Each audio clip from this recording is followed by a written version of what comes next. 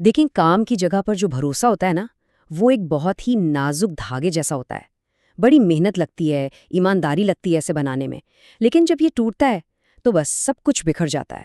تو چلیں آج اسی پیچیدہ موضوع کی گہرائی میں اترتے ہیں۔ کبھی ایسا ہوا ہے کہ جب کسی کو سب سے زیادہ ضرورت تھی تو سامنے سے بس خاموشی ملی ہو؟ یہ ایک ایسا سوال ہے جو شاید بہت سے لوگوں کے دل کو چھو جائے، کیونکہ یہ وہ خاموشی ہوتی ہے نا جو کسی بھی شور سے زیادہ تکلیف دیتی ہے، خاص طور پر جب بات ہو کسی کے حق کی۔ اچھا، تو یہ ساری بات شروع کہاں سے ہوئی؟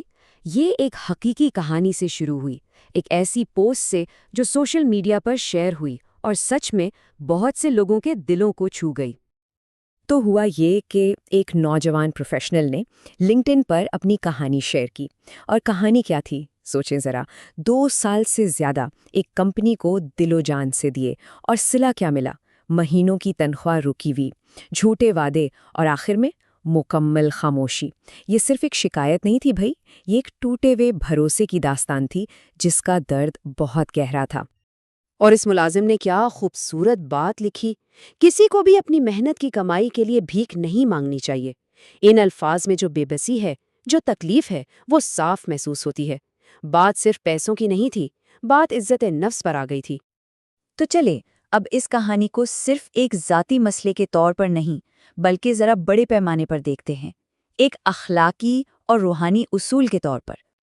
دیکھیں، کچھ روایات میں جیسے اسلامی تعلیمات میں یہ صرف ایک بزنس ڈیل نہیں ہے، اسے ایک ترازو کی طرح دیکھا جاتا ہے۔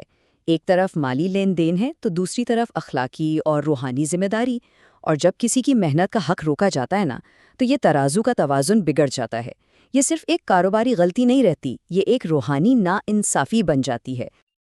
اور اسی سلسلے میں ایک بہت مشہور حدیث ہے، مزدور کو اس کی مزدوری اس کا پسینہ خشک ہونے سے پہلے دے دو۔ یہ صرف ایک نصیحت نہیں ہے، یہ ایک بہت واضح حکم ہے۔ مطلب کسی کے حق میں تاخیر کرنا ایک بہت بڑی ناانصافی ہے، اور یہی وہ اصول ہے جو کام کی جگہ پر انصاف کی بنیاد بنتا ہے۔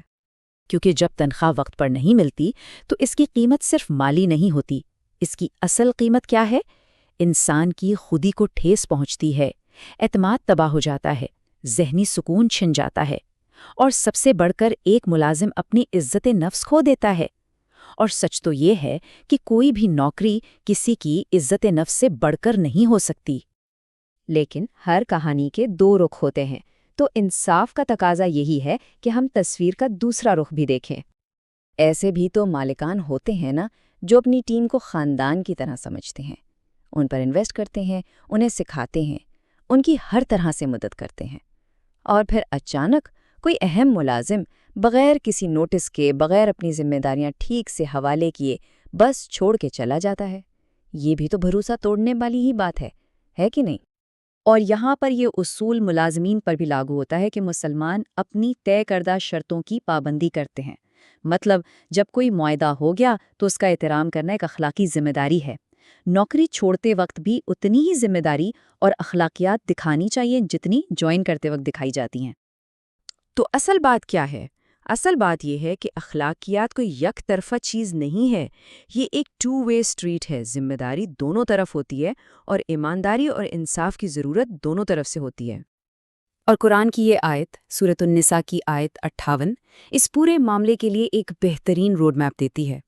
بے شک اللہ تمہیں حکم دیتا ہے کہ امانتیں ان کے حقداروں کو پہنچا دو، اور جب لوگوں کے درمیان فیصلہ کرو تو انصاف سے فیصلہ کرو۔ سیدھی سی بات ہے، امانتیں لوٹاؤ، انصاف کرو، اپنے وعدے پورے کرو، اور یہ اصول مالک اور ملازم دونوں کے لیے ہے۔ تو اصول تو بالکل واضح ہو گئے، لیکن سوال یہ ہے کہ ان اصولوں کو اپنی روزمرہ کی زندگی کا، اپنے کام کا حصہ کیسے بنایا جائے؟ چلیں ایک قدم آگے بڑھتے ہیں اور ایک ایسی سوچ کو سمجھتے ہیں جو شاید کام کے پورے کلچر کو بدل سکتی ہے۔ اور وہ سوچ کیا ہے؟ وہ یہ ہے کہ کام عبادت ہے۔ نہیں، یہ صرف ایک اچھا سا جملہ نہیں ہے، یہ ایک یاد دہانی ہے کہ جب کوئی اپنا کام پوری ایمانداری اور اچھی نیت سے کرتا ہے تو اس کا ہر عمل عبادت بن جاتا ہے۔ اسی کو کہتے ہیں روحانی ذہانت، یعنی اسپرچول انٹیلیجنس۔ اس کا مطلب یہ ہے کہ اپنے پیشہ ورانہ کاموں کو صرف حکمت عملی یا فائدے کے لیے نہیں، بلکہ ایک مقصد، اصولوں اور اقدار کی بنیاد پر کیا جائے۔ یہ سوچنا کہ میرا یہ کام معاشرے میں کیا اچھا لا رہا ہے، یا میں اپنے ساتھیوں کے ساتھ انصاف کیسے کر سکتا ہوں۔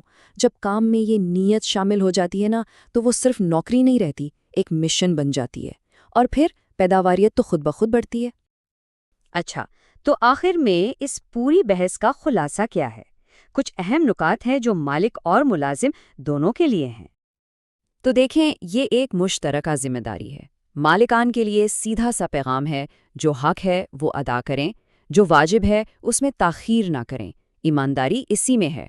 اور ملازمین کے لیے عزت کے ساتھ چھوڑیں، اپنی ذمہ داریوں سے منہ نہ موڑیں، یعنی مناسب نوٹس دیں، اپنی ذمہ داریاں ٹھیک سے کسی اور کو سونپیں اور تعلقات خراب نہ کریں، کیونکہ یاد رکھیں، کوئی کسی ادارے سے کیسے نکلتا ہے یہ اس کے کردار کے بارے میں اتنا ہی بتاتا ہے جتنا کہ وہ اس میں کیسے داخل ہوا تھا۔ پر آخر میں یہ بات ہمیشہ یاد رکھنے والی ہے، نوکری وہ ہے جو ہم کرتے ہیں، تقدیر وہ ہے جو ہم بنتے ہیں۔ مطلب کام صرف روزی روٹی کا ذریعہ نہیں ہے، یہ کردار بناتا ہے، شخصیت بناتا ہے۔ اصل کامیابی یہ نہیں کہ کوئی کیا کرتا ہے، بلکہ یہ ہے کہ اس کام کے ذریعے وہ انسان کیسا بنتا ہے۔